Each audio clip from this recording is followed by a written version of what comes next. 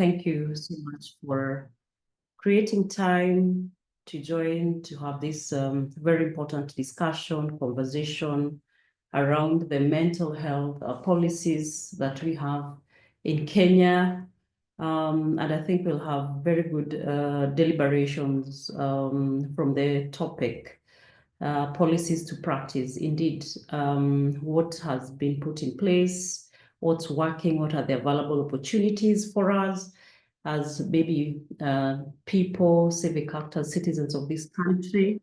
So we shall have an understanding of first these policies, and then two, in terms of practice, what has been able to be achieved, and maybe available opportunities for us, and maybe where exists the gaps. But I think overall it's just to raise awareness on the policies, and also to reduce stigma, because we know this topic is very well hot potato in this country, and I think beyond. So welcome. If you'll have any questions, any suggestions, any comments, please just use the chat box. But at one point, if you feel like you want to ask a question, kindly you raise your hand. I'll be able to point it out. And then once we give you a chance to speak, please make sure that you are muted. So before we continue, I think it'll be good, maybe because it's the first time some of us are joining this webinar. Others, maybe you are ever here with us, just having this conversation. So it'll be good just to introduce myself, and maybe why or where is this program coming from, or maybe this topic. So for the benefit of the people that are meeting for the first time, either here or maybe physically, my name is Salima Njoki Masharia. I work with Inuka Kenya and Isisi as a program officer in charge of wellness. And as I said, this is a very huge and very sensitive topic. Maybe you've ever been affected, or you know someone that has been affected. So in Inuka, under this program, we say we take care of the well-being of civic actors, be it people individually or collectively, as an institution or organization, in the social justice centers, in community-based organizations, whether here in Kenya, Uganda, or Tanzania. And even as we keep discussing today, I know our back-end people shall be sharing our contact information if you need to reach to us with maybe a particular issue or concern or need, maybe you or a person that is close to you, or maybe your institution needs some training, awareness session around issues of well-being, please don't hesitate to reach us. And as I said, this information, the contact details, shall be shared with us as we continue with the discussion. So I don't want us to waste a lot of time. Maybe even as we discuss, it's just good to know who's in the room. So if you don't mind, you can just put your name, where you are joining us from, if it's Nairobi, if it's other counties, maybe even if outside the country, because we also have partners in Uganda and Tanzania, wherever you're joining us from. So please just use the chat box and let us get to know who you are, where you're joining us from, as I prepare to invite the facilitator of the day. So please, let's just interact a little bit on the chat box.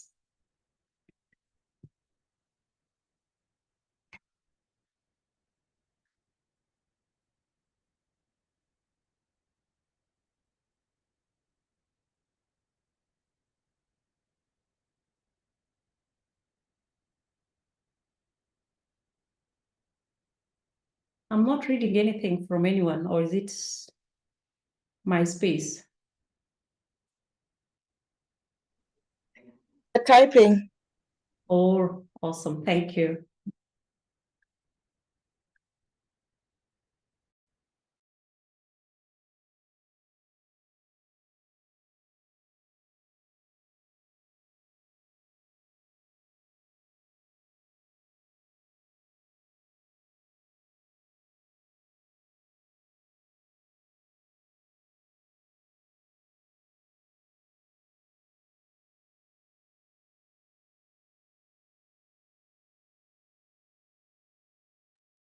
Keep them coming.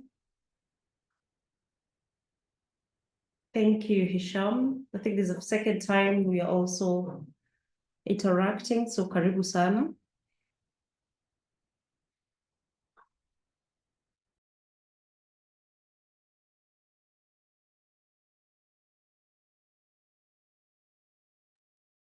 Callings, feel welcomed. It's a pleasure. Rosaline, karibu sana from Kajiado.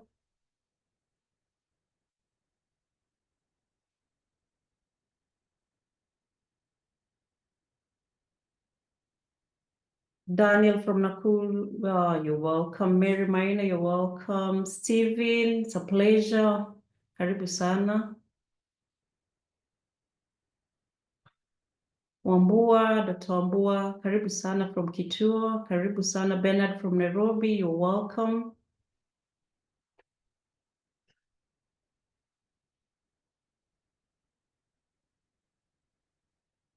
Keep them coming. Let's interact at least as we give people a few minutes. Let's interact a bit so that at least we get to know who is in the room.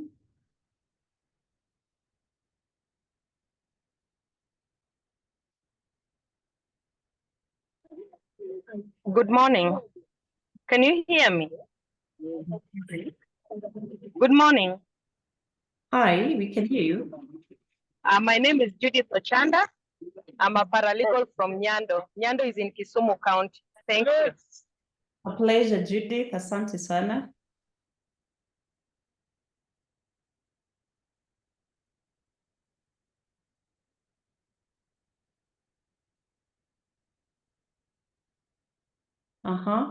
Keep them coming, maybe in 2 minutes time.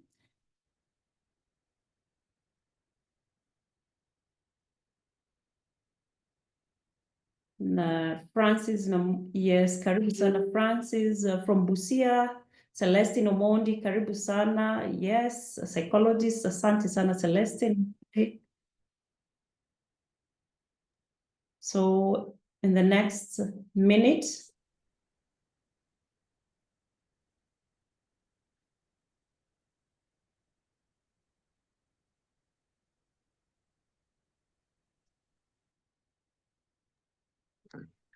sawa sawa. So I think the people who will be joining us after this, they won't get an opportunity to get to know us, but we also encourage them just to keep engaging in the chat box.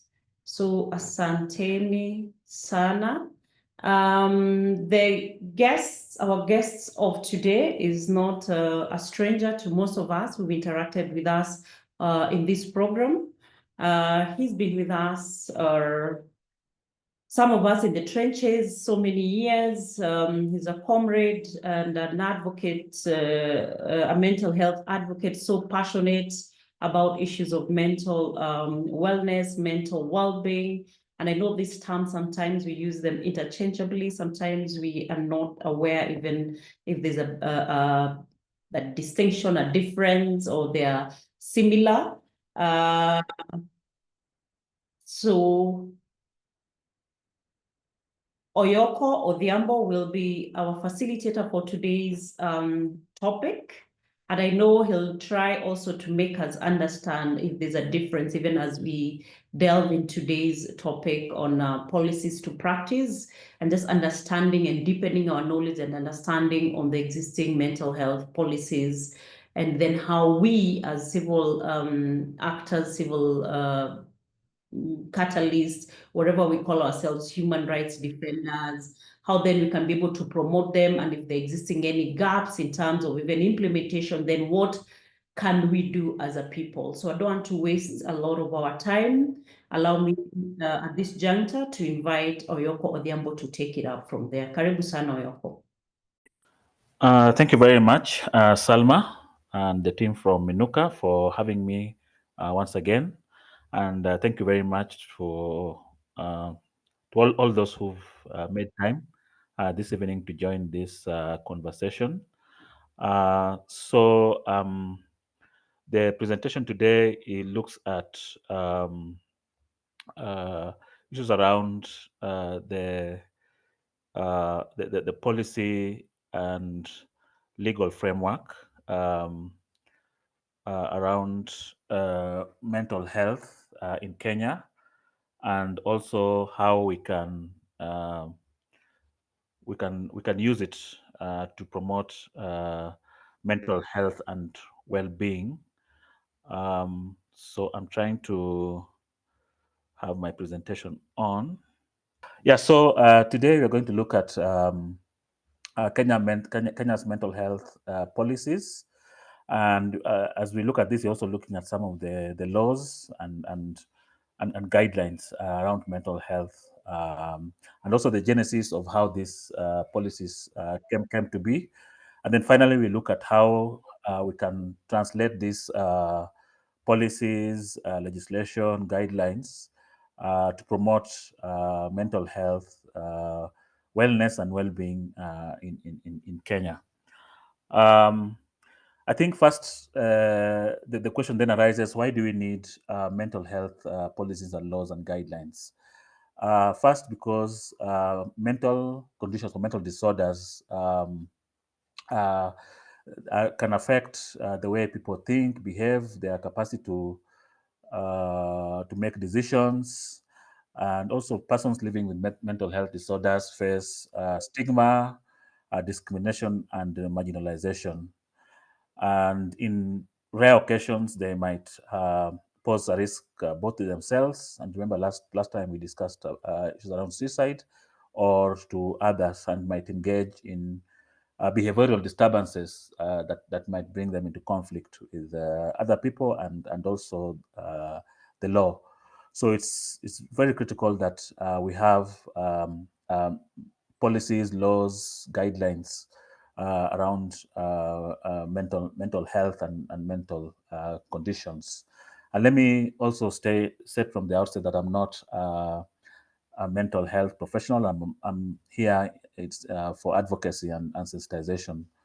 So I'm not a practitioner as such. I think I'm here just in terms of, like Salma said, in terms of for advocacy and also creating awareness from a lived experience perspective. So I think Salma said there's some concepts that we will be discussing today that I think we need to understand, so that at least we are at par.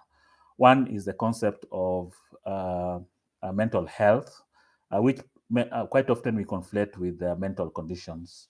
So mental health is basically the ability to cope with the normal stress and crisis of life, which all of us undergo at one point or another. We have the daily stresses and crises of normal life, and to be productive and fruitful, and be able to realize one's abilities. That's when you have mental health, that's what we mean. In terms of mental well-being, this is the process of being aware and making choices and behavior change to live a fruitful life in all its dimensions, be it as an individual, as a family, socially, and as a community. So it's about what choices you make as an individual, as an individual, basically to live a fruitful life in terms of the behavioral or other choices that you make, or the practices that you undertake in order to live a productive life. Mental conditions, on the other hand, these are the broad spectrum of mental-related conditions that negatively affect one's mood, thinking, and behavior, because that's what mental conditions, or if you like, mental disorders or mental illnesses do. And we'll have very briefly an overview of some of the common mental conditions or disorders in Kenya. So then, in terms of mental health, well-being, and how they link, so we're looking at a spiritual, emotional, cognitive well-being, not merely the absence of a mental disorder or mental condition. So the fact that you don't have a diagnosed or diagnosable mental disorder or condition doesn't mean that you are you're mentally healthy. And we saw that last time when discussing suicide. So some issues around suicide are not traceable to any diagnosed condition. So it's a state of well-being in which an individual realizes his or her own abilities, can cope with normal stresses of life, can work productively and fruitfully, and is able to make a contribution to his or her community. So it's also possible for one to have a mental disorder and be mentally healthy. That might seem counterintuitive or a contradiction, but if well managed and if treated and well managed, then you can be able to live a productive life. The same way someone can have, say, HIV, HIV or diabetes or any of those chronic conditions, but still live full and productive life, provided they're able to adhere to the treatment and the support that they need. So mental disorders, like I said, affects principally emotions, thoughts, or behavior, and which have significant negative impact in terms of your life and productivity and quality of life as an individual. Mental disorders or mental conditions are very specific, and at this time the way they are classified are based on two systems. One is what is called the Diagnostic and Statistical Manual, which is published periodically by the American Psychiatric Association, and also the International Classification of Diseases. So number 10, which classifies mental disorders and conditions. And so I think what's to be noted, and I think some of the misconceptions that we have around mental health. So for example, when someone says they're living with bipolar, quite often you get somebody say, oh yeah, even me, I think I may also have bipolar because of ABCD. So mental disorders and illnesses are not, you cannot diagnose yourself. There's a very clear diagnostic criteria for you to be diagnosed to have one mental illness or condition. So you can't decide on by Googling or by listening to other people's experiences that you have a certain spectrum of a mental health condition or disorder. There's a very clear classification, and the diagnosis has to adhere to any of these two, the DSM-5 and the ICD-10 classifications, which has the diagnostic criteria, and the mental health professionals in this webinar might explain that more better. So, but I think the thing to note is that there's a very clear and very strict diagnostic criteria, and you can't self-diagnose for mental health conditions. So, but if you feel that you may have, I think the best is to seek the opinion of a medical practitioner, and based on this criteria, this agreed upon criteria, then they'll be able to make a diagnosis. The exact cause of mental illnesses is not clear. There are various theories. Some led to chemical imbalances in the brain. There might be genetic factors. There might be trauma or life events that may trigger or may increase the predisposition or for one to have a particular mental condition or illness. But I think it's fair to say that though you may have a predisposition, whether be it genetic or whatever, not all people go on to have a diagnosable mental disorder or condition. So it's still a very complex area, our brain, in terms of understanding the causes. But there are various theories relating to what's on the slide there. Yeah, so like I said, there are various causes, and that slide relates to that. Some of the common mental health disorders or conditions, especially in our context, one are anxiety disorders. Then, secondly, we have mood disorders, and then schizophrenia and psychotic disorders, and also alcohol and substance use disorders. So, alcohol and substance use disorders, many of you may not know, but it's also classified as a mental health disorder with a clear diagnostic criteria. So I won't go into details, but just for information, just so that you understand the context of mental health, because I realize there's still a lot of lack of information in terms of understanding mental health conditions or disorders and the various differentiations. If I may just go back, if you look at number 3, schizophrenia and psychotic disorders, in my experience, this is one of the spectrum of disorders that really play into our minds in terms of our understanding of mental disorders and illnesses. Because people who live with those conditions, the impact on their lives and their behavior is very dramatic, and that forms plays a big role in shaping our attitudes and views towards mental illness. Because for example, the person who might be out of touch with reality, might have disorganized thoughts or speech and that kind of thing, and because in our context there's lack of, more often than not, a barrier in terms of treatment. This often goes untreated, and so you find people walking in the streets and that kind of thing. And then we have this misconception that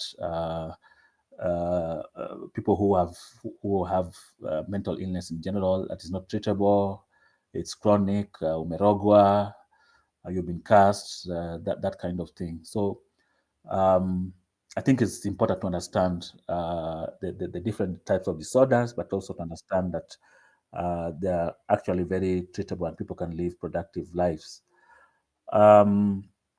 So in terms of anxiety disorders, there are various types of disorders. GAD, this is the first one, generalized anxiety disorder, panic disorder, and quite a number of others. I won't dwell much on this. The slides, I think, will be shared. So you can, but I just wanted us to have a basic understanding of the various classifications. Like I said, I'm not a mental health expert. This is just for information purposes. And then the next category is the mood disorders. This is where you have major depression disorder, bipolar disorder. This basically, it's a disorder that affects somebody's mood. And typically it involves, depending on, it involves either a state of depression or a station of elation, or what we call a high, which is unrelated to a person's current situation. So it's not related to how things are going on in your lives. It's independent. Usually it's independent of.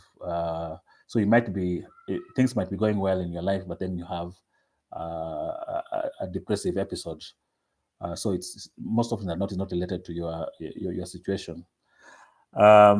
Yeah, so major depression and bipolar disorder. And bipolar disorder, there is a spectrum of disorders: bipolar 1, bipolar 2, and others. Then we have what I talked about, schizophrenic spectrum and psychotic disorder. This is, I think, that the one that like I said, that people more often than not interact with, because I think even though it's not seen as very common, its impact is very high, both on the individual and the family and the society, because of the way it presents for the particular individual who is affected. So disorganized, the various types of schizophrenia, which I won't go into. but it's not. Yeah, it's they have it presents in it's also a spectrum of disorders, as you can see from the slide. And then alcohol and substance use abuse disorder, which I think many people don't really understand it as a disorder. Like I said, it also has a specific diagnostic criteria, and this is, I think, also another one that is very common in our society and in our communities. And I think many of us have interacted with this, either being affected or know somebody, a relative, a friend, or a colleague who's been affected. Then the other thing I think we also need to understand is issue around comorbidity, which is that some of these disorders can occur concurrently. So somebody can have can have two or more of these disorders. And so, for example,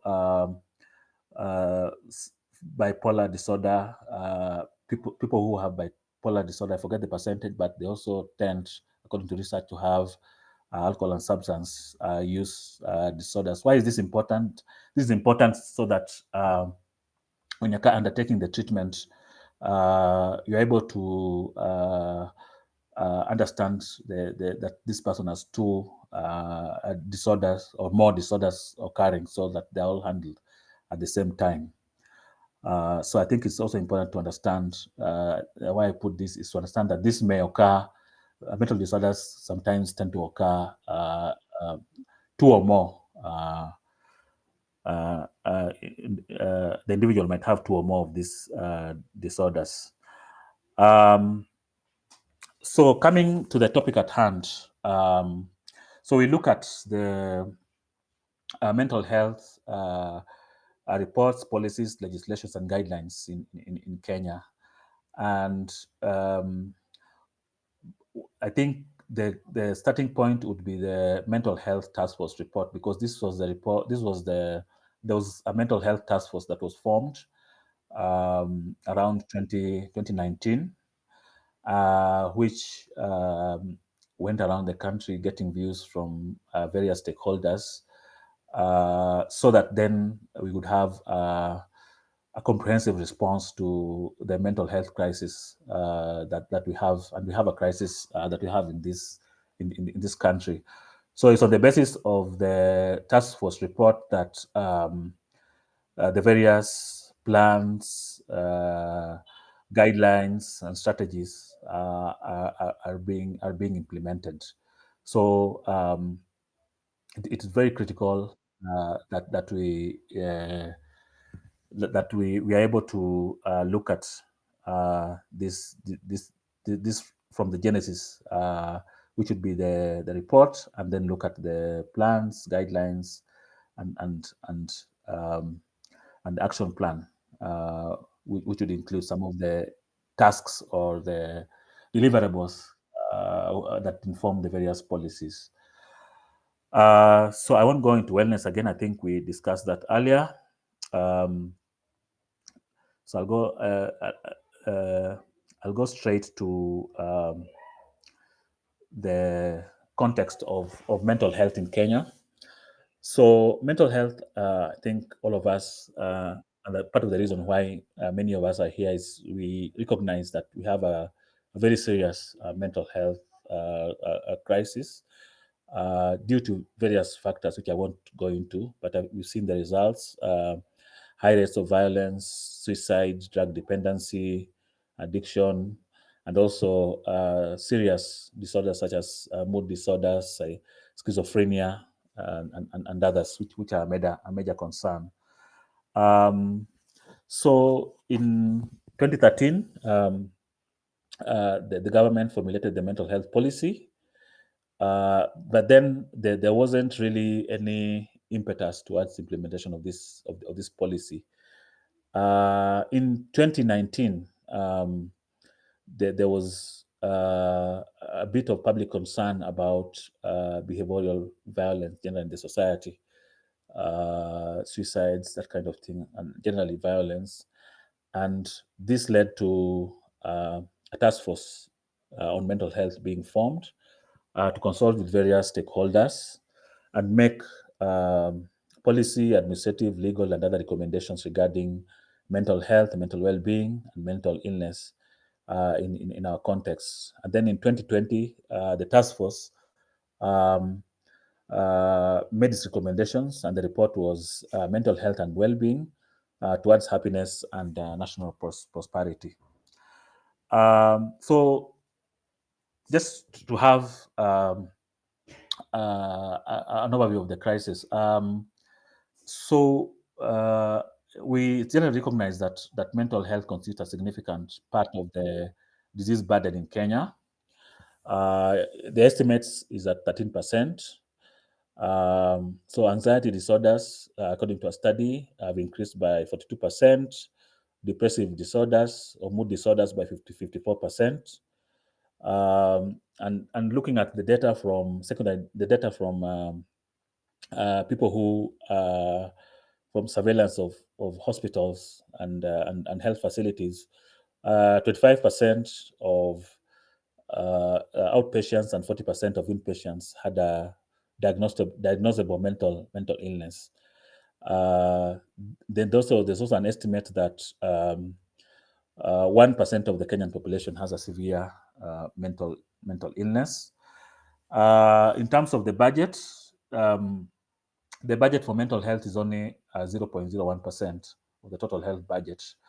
The WHO recommendation is that the budget should be a minimum of 0.05%. There's a serious deficit of mental health workers.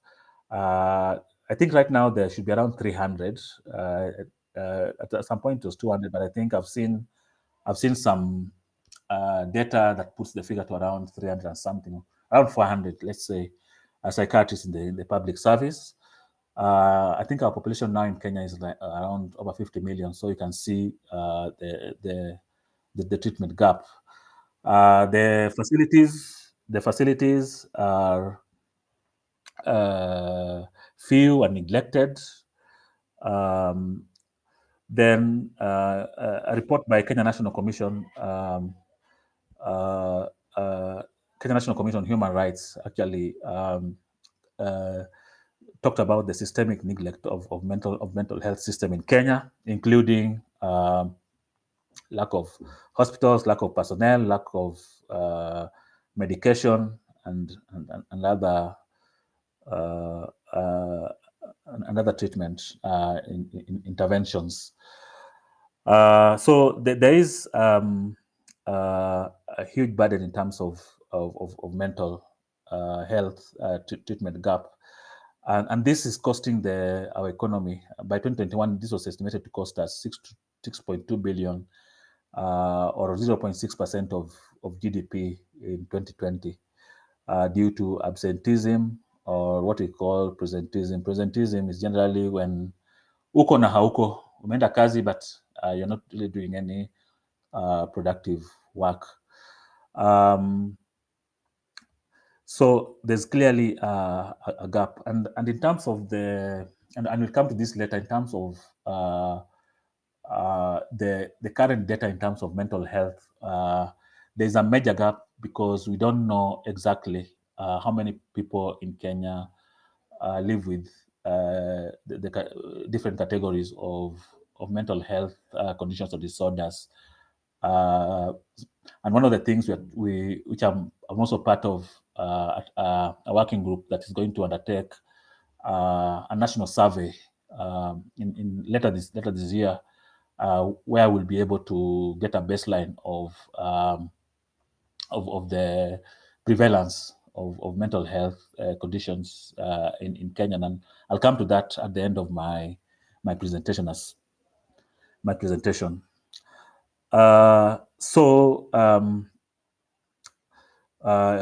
Major barriers, especially low and medium income countries like Kenya, is lack of adequate resources, financial and human, dedicated to mental health services. So in terms of policies, I won't go into the international instrument as much, but I think a starting point would be our constitution and Article 43, where there's the right to health, and of course, mental health is also health.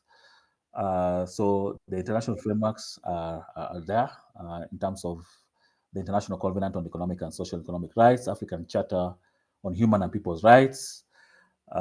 There's also the Global Comprehensive Health Action Plan, which went up to, this was by the WHO.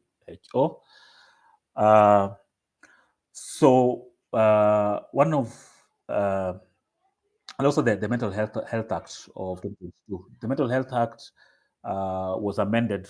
The original act was in 1987, but was amended to take into account the new realities in terms of our approaches to mental health. We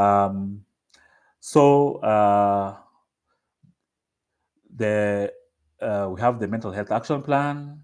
I'll come into detail later. So I think, like I said, I have quite a number of slides, so I'll move a bit fast. Like I said, there was the Mental Health Task Force, which went around the country and produced a report. One of the things, the key findings, one was issues around suicide in terms of criminalization. And one of the recommendations was the decriminalization of suicide. And this happened, but not not because the government took any proactive measures. This happened because people went to court. The Kenya National Commission on Human Rights and civil society groups went to court, and we spoke at length about this last month, I think. Then the also issues around removal of derogative language in reference to persons with mental health illness. And then also, it also recommended that legislation be reviewed to address gaps and inconsistencies with the Constitution of Kenya and the Convention on the Rights of Persons with Disability. Mental health conditions or disorders are classified as disabilities by the National Council for Persons with Disabilities. Then it's also made recommendations around addressing the mental health needs of children, youth, refugees, women prisoners, sexual and gender minorities, and survivors of sexual and gender-based violence as distinct categories. Then also, it also tasked the National County Government, health ministries and departments to integrate mental health services with prenatal and antenatal care. It also called for increase for mental health financing, and this is very crucial to reduce out-of-pocket expenditure. From a lived experience perspective, out-of-pocket expenditure is one of the major barriers in terms of accessing mental health services, especially in terms of getting access to mental health professionals, in terms of medication, which is very, very expensive. They're not classified. Many of them are not classified as essential medicines. So quite often you have to, and also they're not available in public facilities, many of them, and quite often you have to go through quite a number of different permutations of medications before you find the one that works for you, and they have in terms of expense, they're very different. So like in county facilities or public facilities, you find maybe only one or 3 or 4 are available, yet those might not work for you. So sometimes you have to go through 10 or 15 different types of medication before you find the right mix. So most of the time, people get to take medication, and also some of them have very severe side effects also, which is also a factor in finding the best medication. Coverage under UHC or SHA is also tricky. Many of the private insurance providers have exclusion policies for some mental health illnesses and conditions under what they're calling pre-existing conditions. So they don't, they might not be able to pay for those. So those are some of the issues that were identified. And then also in terms of how do you integrate mental health services into existing general health facilities.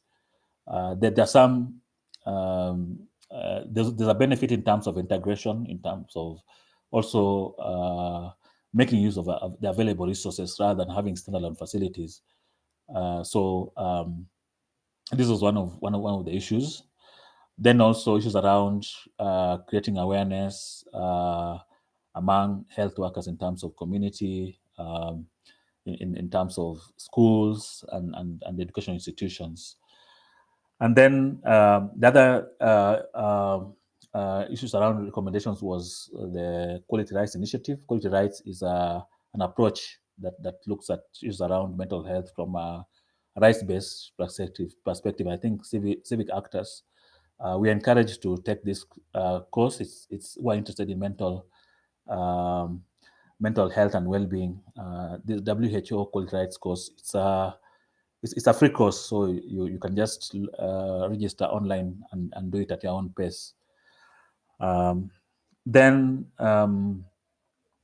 further issues were looking at issues around deprivation of liberty of persons with mental illness or with disabilities, and I'll come to that later. Establishment of special courts to screen and link to care special needs offenders with mental health conditions, and then establishment of a National Mental Health and Happiness Commission, and then also critical involvement of persons with lived experiences, caregivers and their organizations in terms of designing mental health policies, practices, and intervention. So in a nutshell, those are the key recommendations of the mental health task force. Looking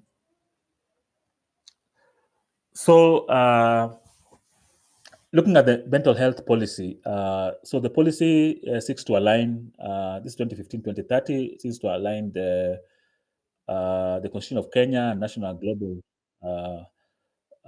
approaches.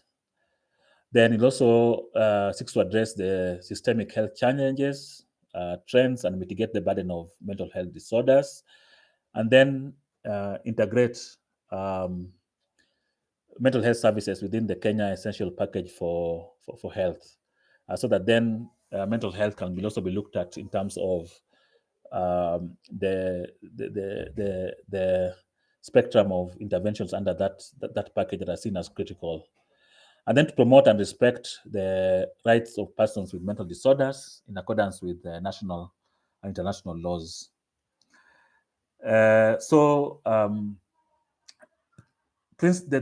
major principles of the guiding policies, one is integration of mental health into the broader health initiatives. And you remember the data that we had previously talking about 25% of outpatients and I think 30% or 35% of inpatients having diagnosable mental health conditions. So it's very critical that even as you go to your facility, there's sort of a screening to see whether there is an also comorbidity in terms of mental health issue, not just the physical health issue, but also some people with chronic conditions like cancer or HIV might also have developed mental health issues.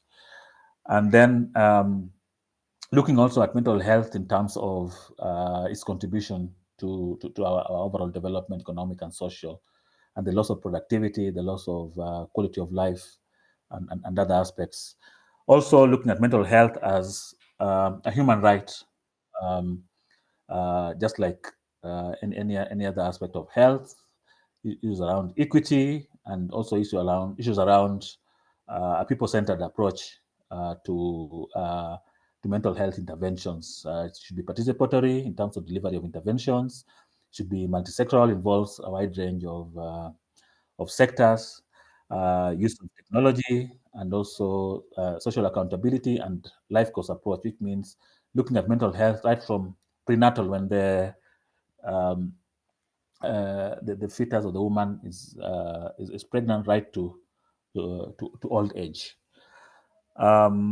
Then, so the mental health policy looks at how to strengthen effective leadership and governance for mental health, ensure comprehensive, integrated, and high-quality promotive, preventive, and curative and rehabilitative mental health access.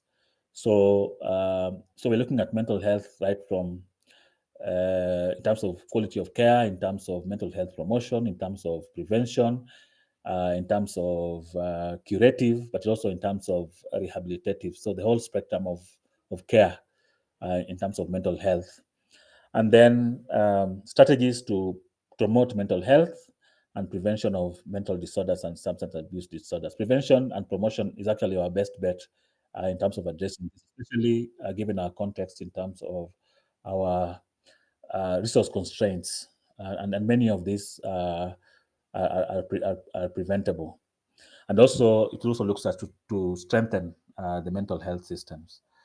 So one of one of the things the policy seeks to do is to develop the mental health plan, and we look at the plan. We look at the mental health legislation, and then develop guidelines on promotion, prevention, care, treatment, and rehabilitation. I think it's very important for us to look at it in terms of the spectrum of care.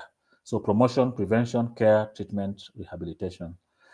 Then also integration of mental health into the health information system, looking at also collecting evidence, information, and data to inform planning and resourcing, and also looking at how to raise money for investing in health financing, health products research, human resource, service delivery, and infrastructure, and also a monitoring and evaluation framework for mental health services in the country.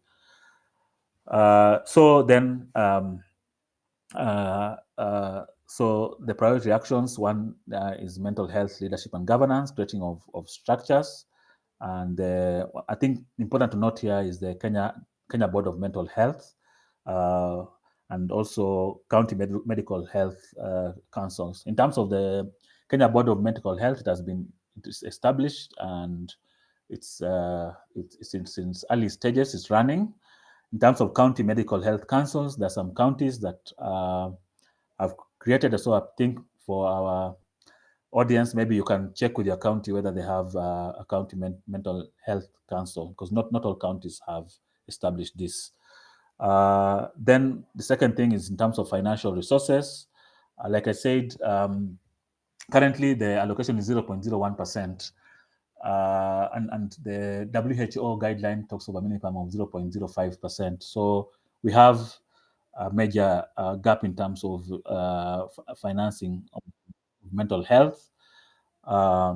So looking at how the government can increase its allocation, but looking at also other sources of funding to address any gaps, to address the gaps. Then issues around mental health and substance abuse. These are one of the major. I think we have an epidemic of alcohol and substance use abuse disorders. So this was identified as a key priority, and these are very preventable,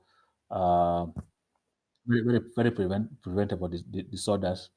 But also it's widespread and has a very high impact on our society. So looking at treatment, prevention, care, and rehabilitation. Then looking at mental health services for service delivery. So the optimal mix of services, looking at issues around integration, looking also in terms of prevention and rehabilitation generally, in terms of the clinical intervention and services. Then the other key is promotion of mental health. And I hope we remember our definition of mental health earlier. And this is where now I think many of us have a major role to play as mental health professionals, be it as CBOs, as FBOs, as mental health advocates. How do we have actions in terms of workplace mental health, because that's a major impact on our mental health? How do you do advocacy at community level as well as among policymakers, both at county and national level? How do we look at issues around stigma and discrimination of persons in schools, at work, and in other places? And then the other priority action is also prevention of mental prevention, like I said earlier, increasing awareness, alcohol and drug awareness programs and interventions in wherever we are.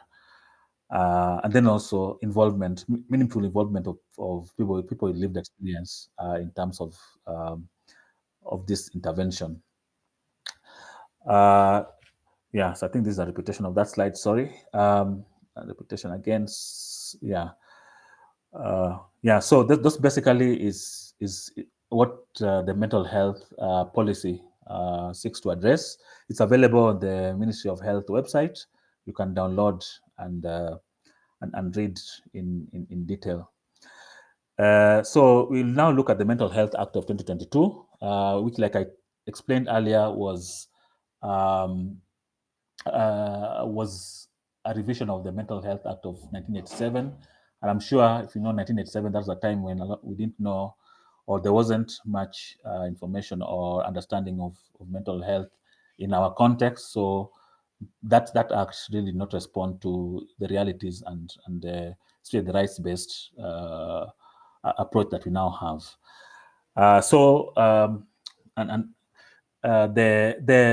The Act amplifies the place of human rights, which is very important. So there's also the clear demarcation of the roles of county and national government. Then this issue around community-based care and linkages to the conventions in which we are party to as a country, and also aftercare services, rehabilitation services, and many other services. So then, yeah, so like I said, it places obligations on national county governments. And remember, we talked about the county mental health boards. Then also, it recognizes mental health services as a right. It also looks at issues around free and informed consent, and when we come to that later in my presentation, and these are very critical in terms of the laws and policies. Yeah, so and one of the issues in this act is it limits persons with mental condition illnesses in participating in making decisions concerning their treatment, and that's a very important issue, and I think we'll come to discuss that later. How do we look at issues around consent? How does a person who it is around voluntary confinement, is around the right to accept or refuse treatment? Because like any other illness, many people living in mental conditions have a right to decide which treatment they want to partake or not, and they should not be forced. Then issues around medical insurance, what I raised earlier in terms of the exclusion policies, and it imposes penalties on people who exclude. We still have a challenge here because this hasn't been fully implemented. There's still problems with the insurance companies and even the SHA and SHA coverage. So there's also issues around protection from exploitation of people who have mental conditions. Then issues around confidentiality and access to information. And then issues around seclusion and restraint. So this is important, provided that a person with a mental shall not be physically restrained or secluded, except in accordance with the provision of this act. And we've seen in many cases in our communities, people being restrained with ropes and confined to rooms because they have a mental illness with no access to treatment in very inhumane conditions. It also has issues around involuntary admission and treatment. So there's very clear there's very clear provisions as to how this happens. So this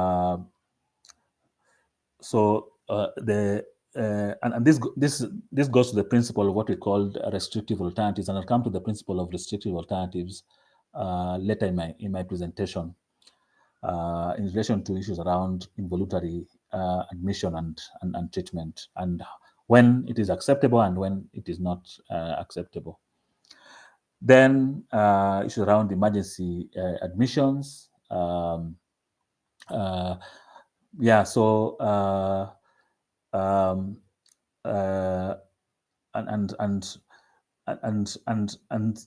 the problem with this is it permits emergency admission on a variety of grounds, including what is called likely to act in a manner offensive to public decency. This I guess you can guess refers to persons who may strip in public because of their condition, and whether the person is being cruelly treated or neglected by a relative or other person in charge of him.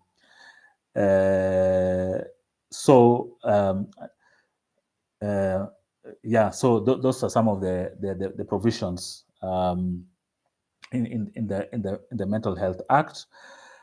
Then, but there's also gaps in terms of that we feel need review, looking issues around who makes the decision when in the event that the person with the mental disorder is unable to make that decision. Maybe they're psychotic and they've lost touch with reality. They don't understand what's going on with them. So how do you approve the person who makes the decision? Who makes the decision? And have you participated in appointing or determining the person who makes the decision? And then in issues around involuntary detention, which I'll come to later in my presentation. Then use of physical restraint and seclusion. This goes against recommendations of the Committee of the Rights of Persons with Disabilities, issues around torture and cruel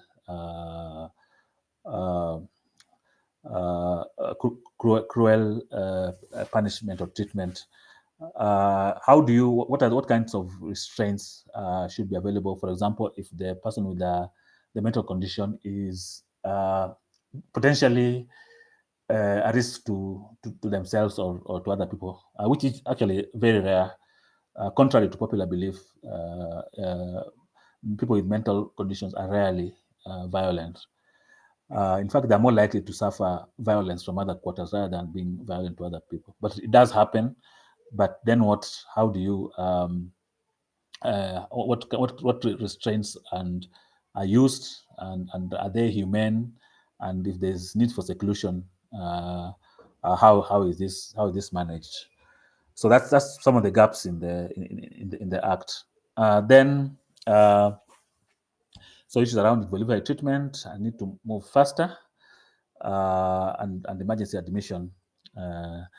Then in terms of the mental health board, we don't have a representative from person with lived experience, and the principle of meaningful inclusion of persons with lived experience.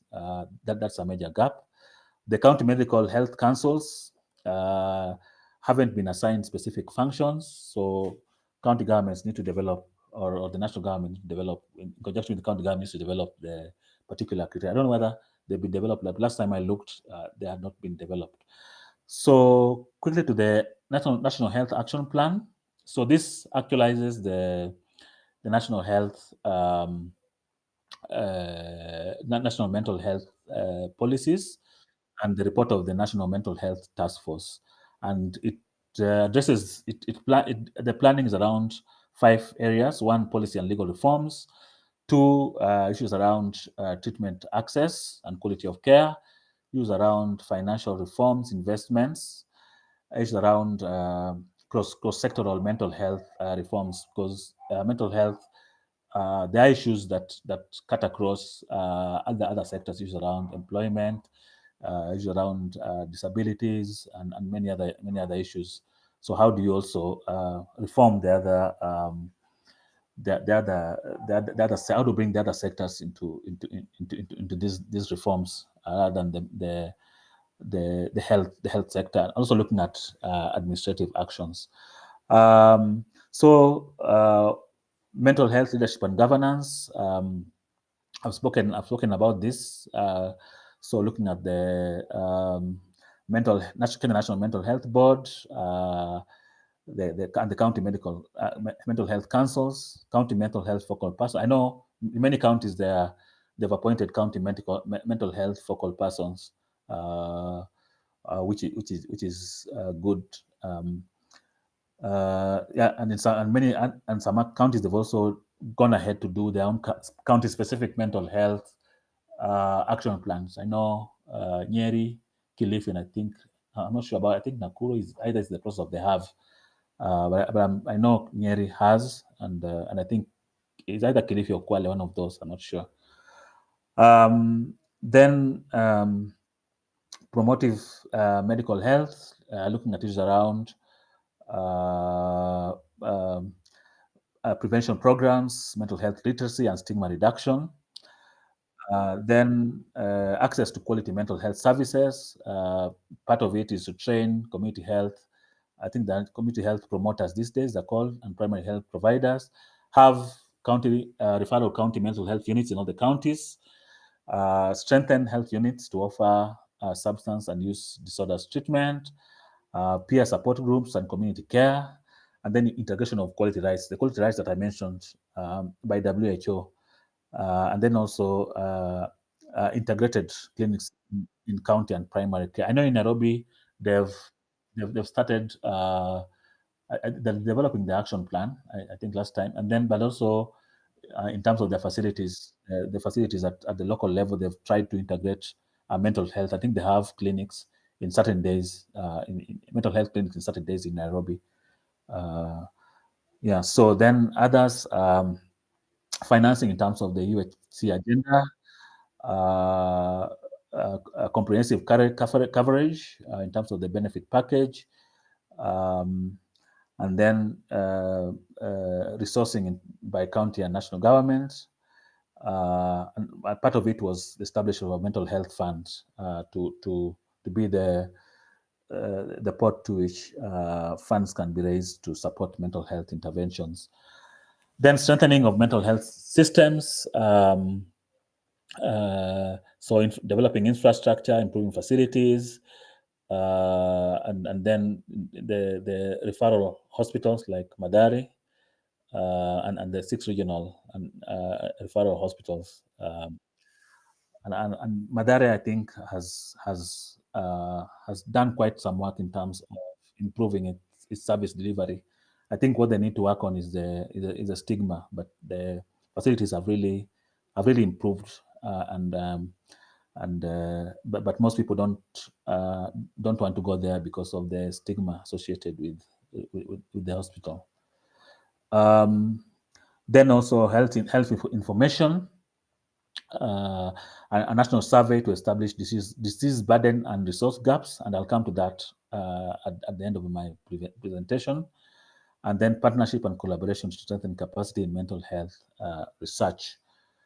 So that's in terms of the action plan. And then coming low, I've taken two examples of now some of the guidelines and that we may want to apply in our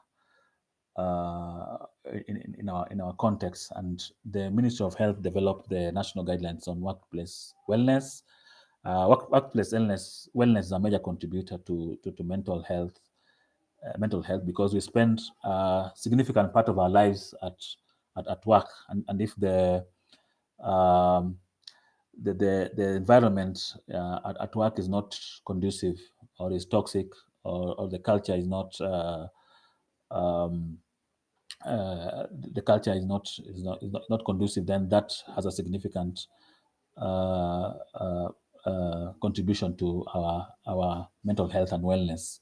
So this basically just provides a broad guideline, and organizations, movements, our CBOs and groups can benefit from adopting these guidelines to our organizations. So you don't have to start from scratch. So basically, it's to promote wellness at work. Like I said, we spend quite a significant amount of time in our work, in our movements, in our activism, in our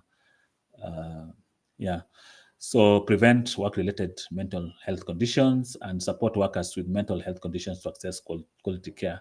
So it's a promotive aspect, prevention, but also the support. So there are three key aspects to this. So these are the general principles. I won't go to that. All these documents are available on the Ministry of Health website. If you can Google, you can download. It looks at the types of interventions at individual level, at the managerial level. Then the types of interventions that organizations can do in the workplace. For example, establish an employee wellness program. Then the kind of environment, the health insurance, if it's possible. Providing access to mental care in the workplace. Issues around screening. Screening is just to see whether you might be having a certain condition or whatever, and then referral for further for diagnosis or then having spaces for wellness, use around sick leave or compensation due to mental health problems, and then support of people with mental health conditions by enforcing disability mainstreaming, looking around issues around discrimination. Then the other strategy is around national suicide prevention. All of this arose from the report of the task force, from the Mental Health Act, but also quite critical from the mental health policy. So the ministry further also, one of the things, because suicide is a major challenge in Kenya today, as we all know. So one of the things they did was develop a suicide prevention strategy, and I'm a member of the National Suicide Prevention Committee, which is working towards implementing this strategy. I won't go into suicide. We discussed it at length last time, but the goal is to attain 10% reduction in suicide mortality, operationalize suicide prevention program at national county level, then strengthen policy and legal financing for effective suicide prevention, repealing of the penal code. That was done, but through a high court petition. Issues around pesticide control policies is important because quite a number of suicides result. Pesticides are a major, how do I say it?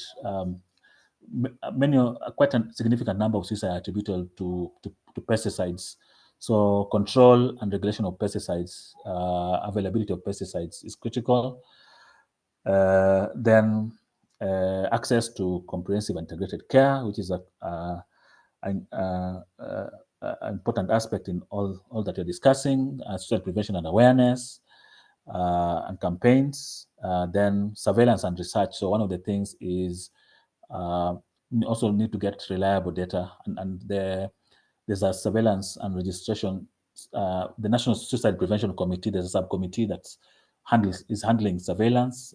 So getting information from health facilities, from morgues, from the registrar of deaths, so that we have an accurate picture of the problem, and look at the prevalence, look at the trends, and that kind of thing, so that the interventions can be more targeted and effective. So the key objectives, strategic suicide prevention program, comprehensive services, and for suicide prevention awareness, and also strengthen systems for surveillance and research.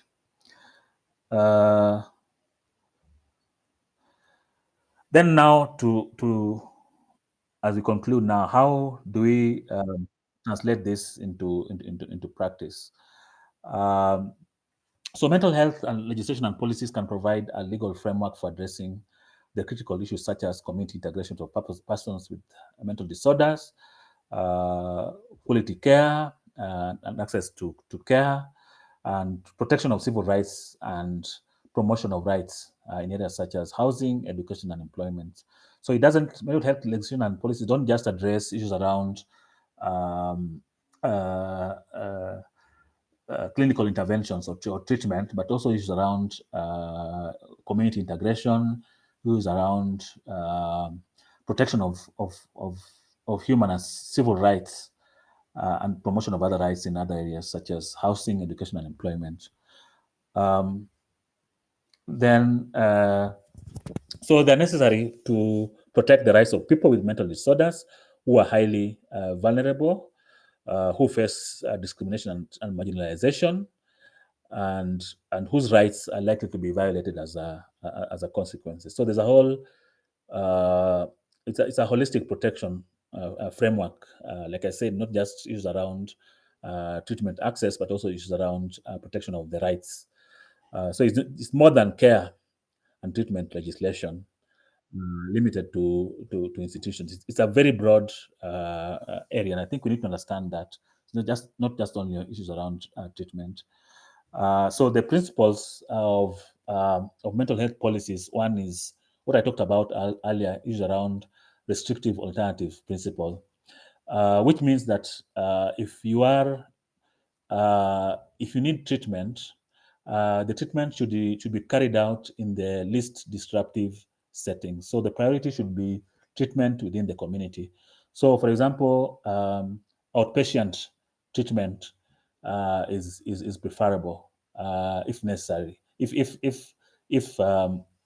it's preferable rather than institutionalization, being put in a facility and confined in a hospital or whatever it is, because outpatient treatment is very, very possible and effective. Of course, there are certain instances where you might require to be to get into an institution for whatever period, but the priority should be that your life should not, and your support systems and your social capital in the community should not be disrupted by your treatment. So the focus of policies as a matter of principle is have your treatment in the community where you are, where there's a support system, where you can continue with your work or school or whatever your other activities, rather than being institutionalized or admitted. Then issues around confidentiality and informed consent. Like I said, like any other condition, you have the right to make a decision as to the treatment that you get. And this,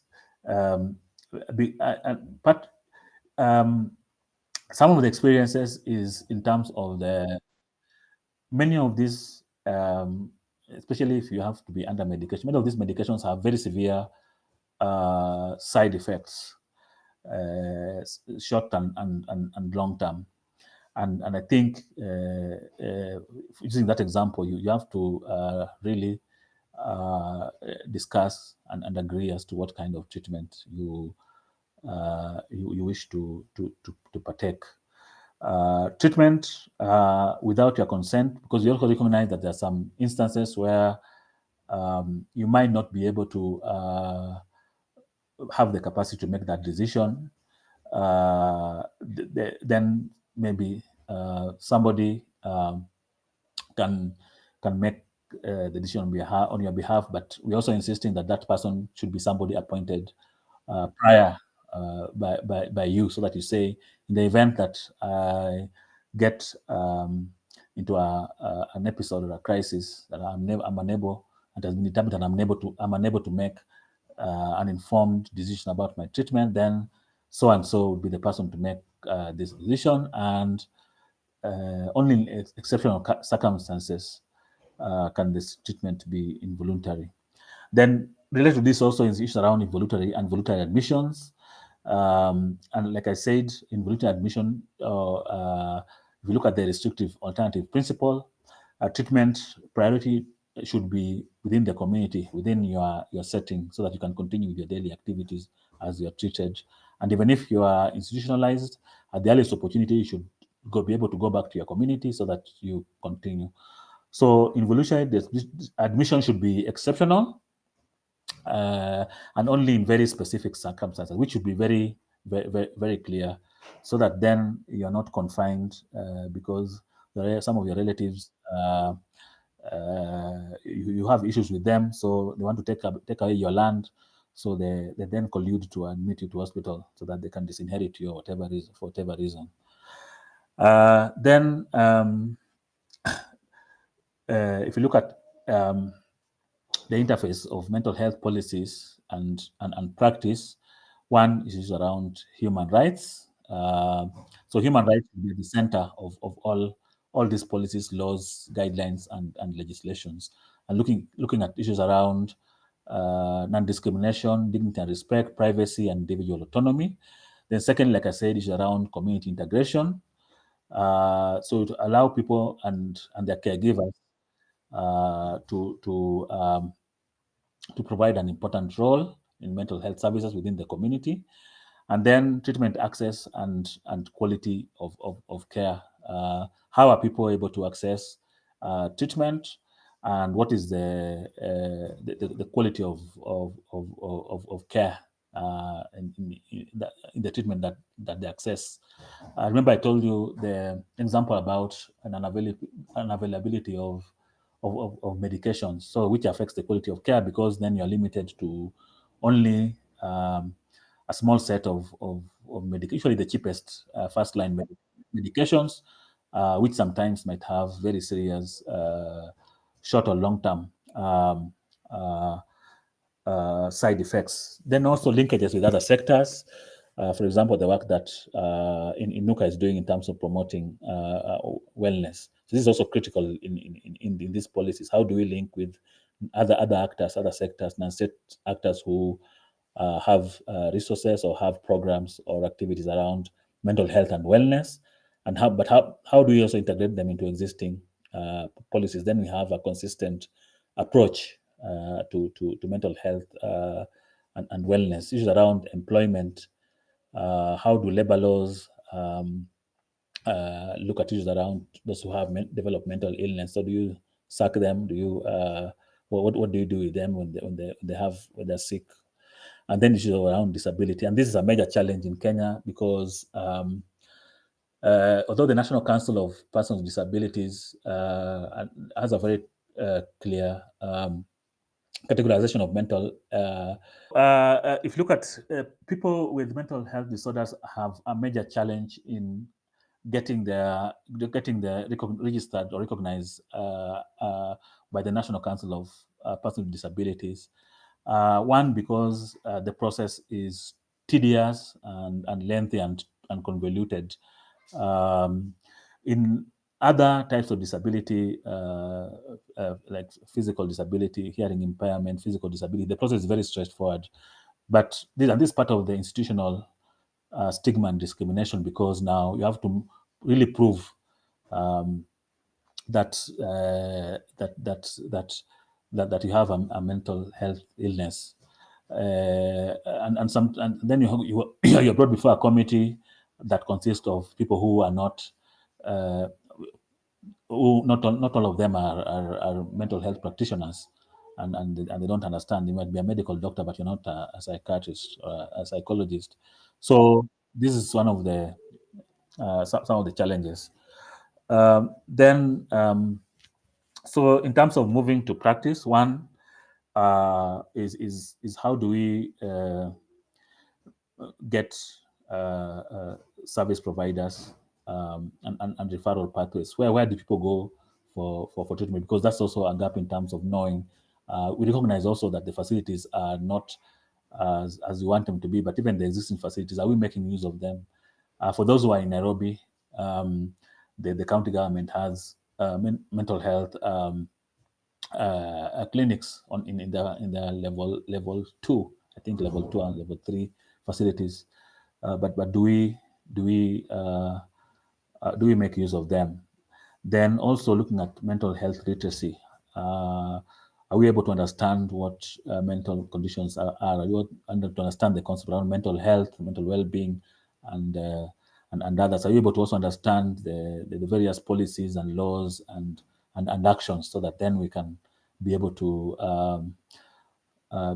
build upon them in our interventions? Then also capacity building, awareness on key stakeholders, on policies, wellness, and laws. And I'm happy Inuka has been doing quite some work on this, including having such webinars. Then also stigma reduction and awareness. So this is a major problem in terms of help-seeking behavior and treatment access. We have the public and community stigma from misconceptions around mental health, myths, generational curse, sijui umerogwa, sijui nini. Then we also have self-stigma. Now, as a consequence, even people with people with mental conditions or stigmatize themselves.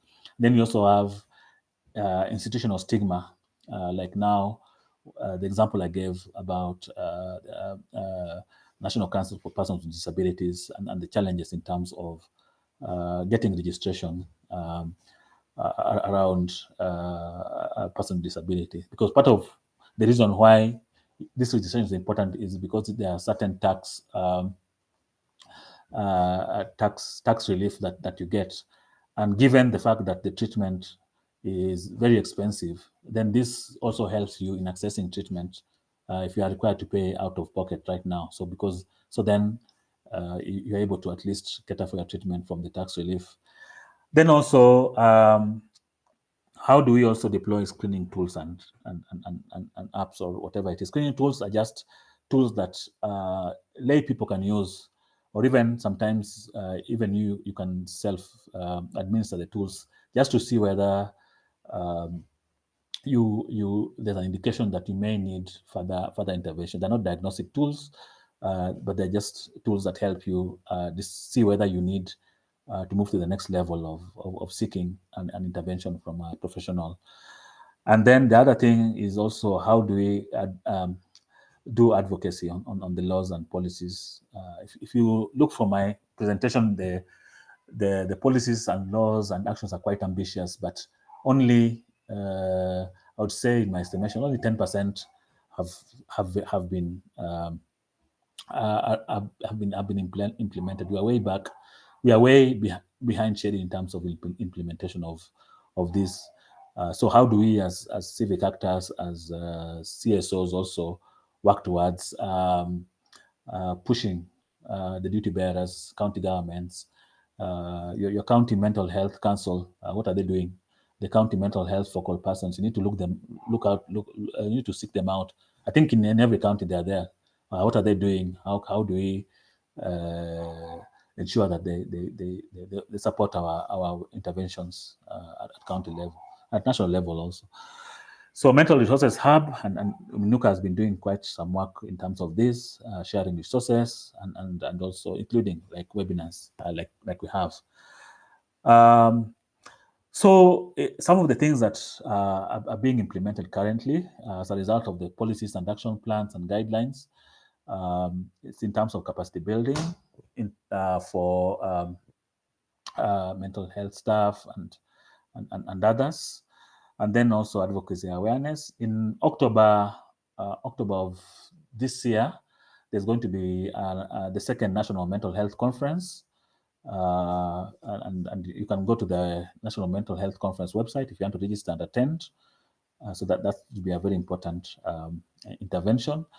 Then also workplace mental health programs. I think many, as a result of the guidelines, some organizations are also working towards that. I've seen quite a number are working towards that. Suicide prevention, like I said, the National Suicide Prevention Committee has been formed, and like I said, I'm a member. And one of the things is that is really critical is the suicide and self-harm surveillance registry. You should be able to get data on suicide in terms of the burden of suicide, how it manifests, which counties are the highest. So then the interventions will be more targeted. Then ongoing will be one of the things that's ongoing is the school mental health guidelines, which is critical in terms of issues around stigma and also creating awareness.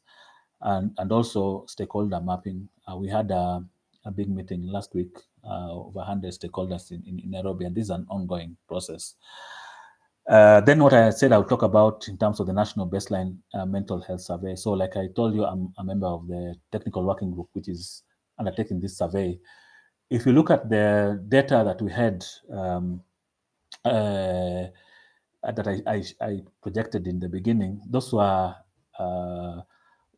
not primary data. So the National Baseline Mental Health Survey, and if you look at the action plan, one of the things is to carry out this baseline survey. We need to understand exactly how many people have bipolar disorder, how many people have schizophrenia, how many people have anxiety spectrum disorders, how many people have alcohol and social and substance abuse disorders.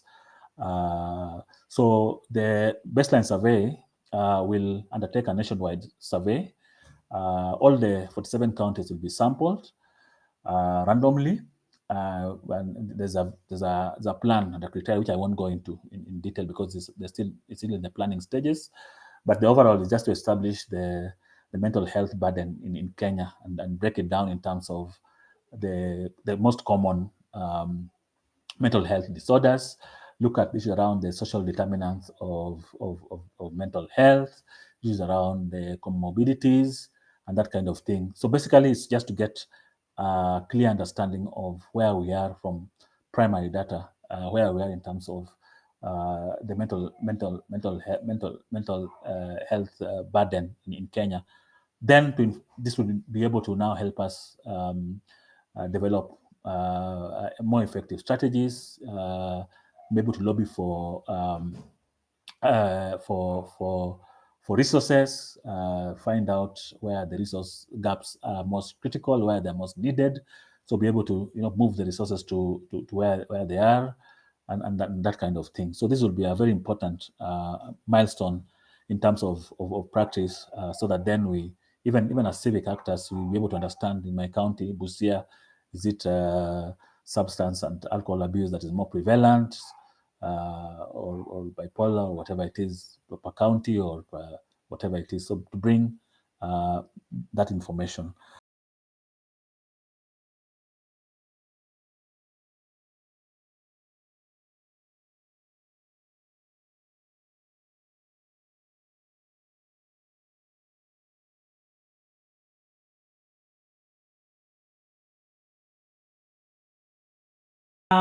So as usual, Oyoko, really thank you.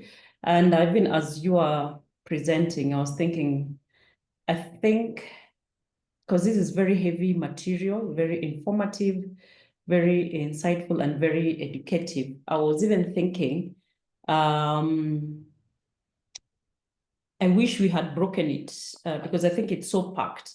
I wish we had broken it into segments, because I mean, there's the mental health policy, there's the act, there are the guidelines. So I felt maybe it was too condensed. Nevertheless, I hope people have grasp something, but maybe by show of hands, how many of us were aware of these existing policies just by just knowing they exist, not maybe interacted with them, but you just know that they exist. Maybe just show of hands. Okay, there is Mary Maina. Anyone else?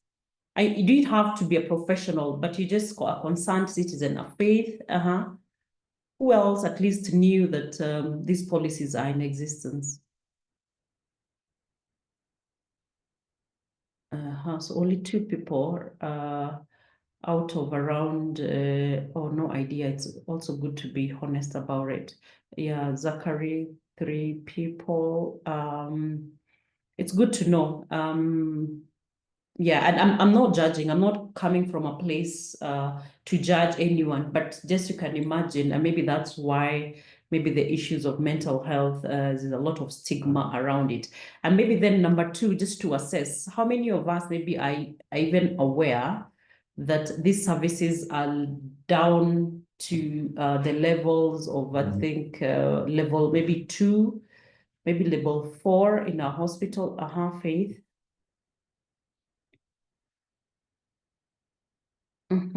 Mary.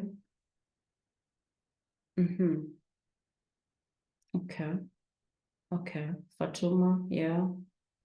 Okay, interesting. So you can tell we are around 37, 38. The number, okay, Jacqueline. We are around 30. The numbers have been around, yes, Sylvia.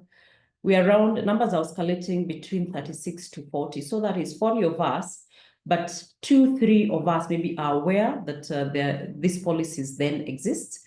Some of us are even aware that they may be closer to us in terms of reach. And imagine we are the people now to do advocacy on maybe the gaps in terms of implementation. We've heard from Oyoko that it's only 10% implementation that has been done. We also had issues of resourcing that the budget currently is, okay, people say 0.01, but recently they were saying it was increased, still something to think about. Then the other thing now, we have SHA, which also, we don't know if it caters to issues of mental illness, mental disorder. So again, imagine we are not conversant about these policies, but we are the people who need to educate, to raise awareness, sensitization, and also do advocacy on the 90% implementation that has not been done. Again, I'm not judging, but you can tell this maybe are just a simple sample that we're doing here of the many Kenyans out there who are not aware of what happens around issues of mental wellness. And then we get scared or shocked when then people maybe are dying by suicide, or maybe people are scared to go seek treatment when they have mental illnesses or mental disorders. So it's something that we need to ponder about. And I think it's a challenge to all of us that I'm posing before I start receiving questions, because it starts, I don't want to use this word cliche that it starts with us, but indeed it starts with us in our small ways. Maybe even from this discussion today, just to go back to our hospitals and just to check, do they have the drugs? Do they have maybe psychologists and maybe psychiatrists that they claim that they have? Because part of it also is devolved. I think so much to that. So maybe if you have any questions, and I've seen people are asking if we'll share these slides. Normally also, and again, maybe even to what Oyoko was alluding to of the policies, we've tried to also download them, and I think this also was courtesy of Oyoko. We've downloaded them. They are on our website if you want to access them, and we also have tried also to put some the assessment questionnaire that Oyoko also was alluding to. You can visit our website and just go through them, and you can also use them at your convenience. Faith, you have a question? Go ahead.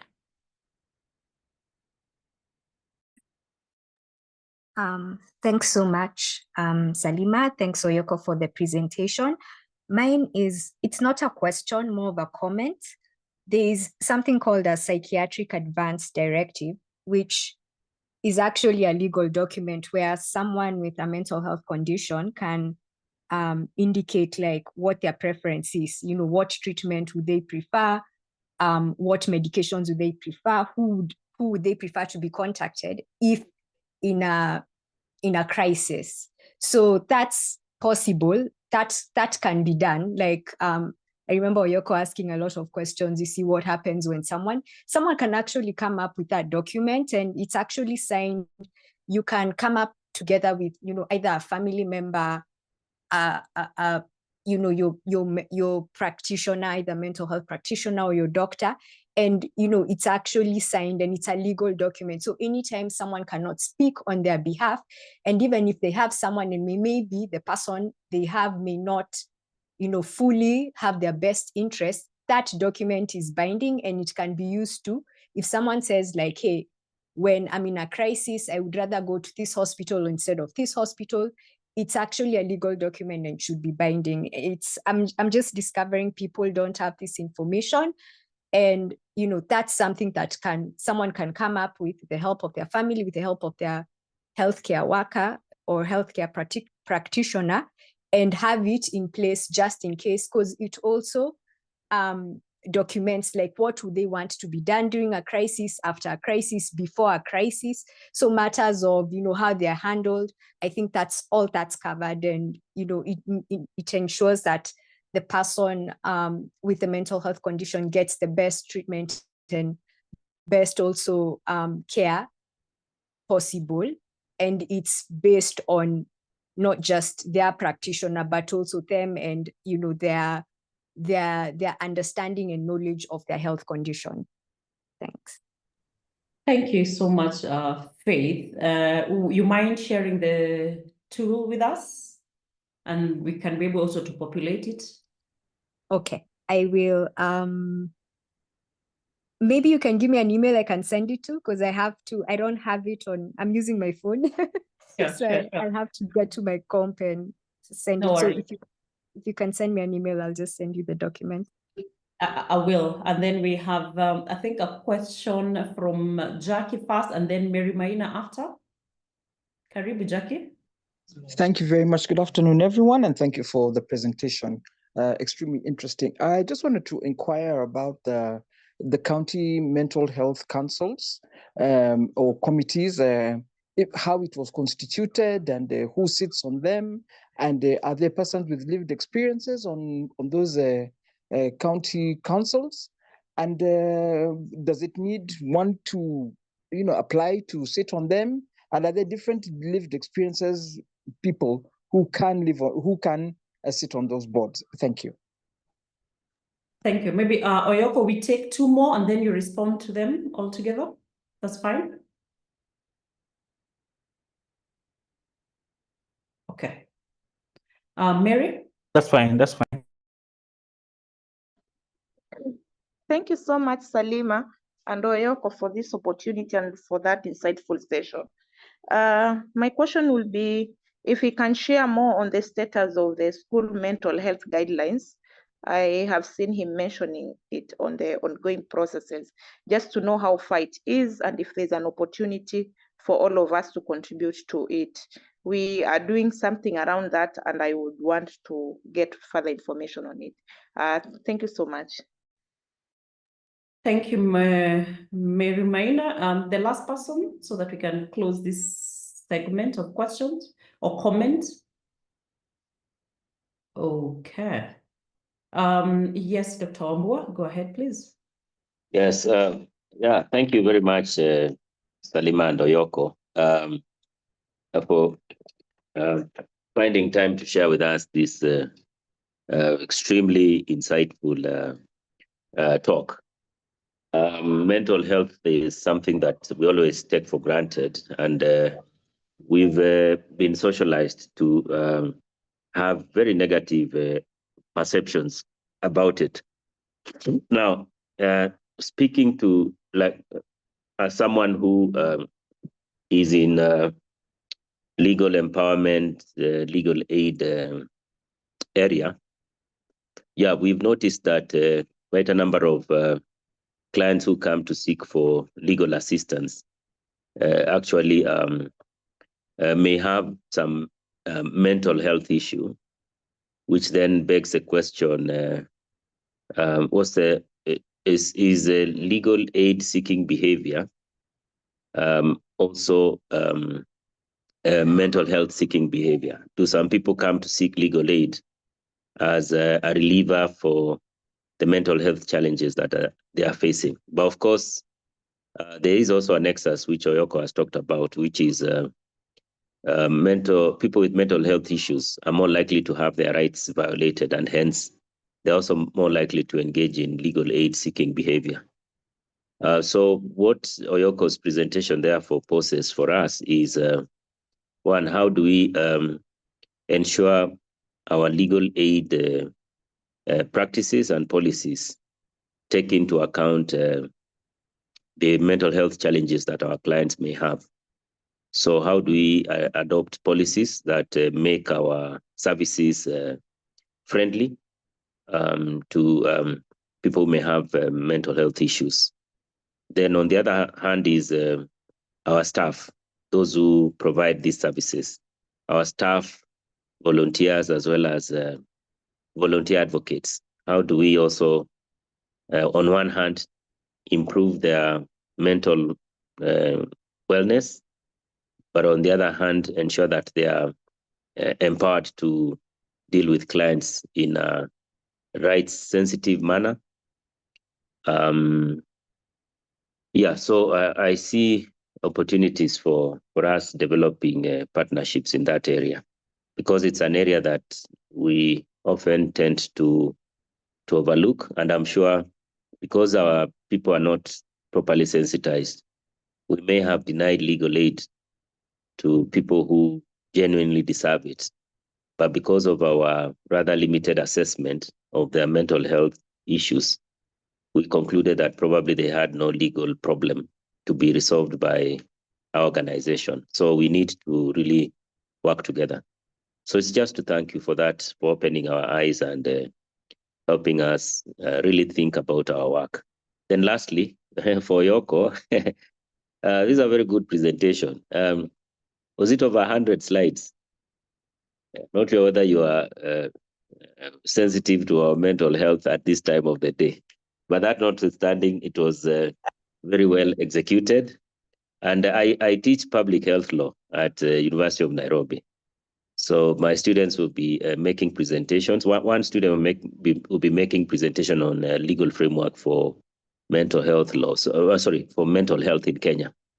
So if you don't mind, I could invite you to listen in and be a discussant in that discussion. So it's the same case with you, Salma, since you're also an institute practitioner in this area. So thank you very much. Thank you so much, Dr. Wambua. I think, Oyoko, you want to take up the 3 questions? Let me just see the time. We only have 4 minutes, but let's just indulge kidogo.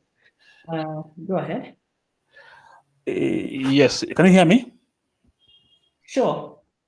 Yes, so there was a question about the county mental health councils. So yes, there's, if you look at section 2 of the Mental Health Act, there's provision for representation of people with lived experience. So I think that's the short answer.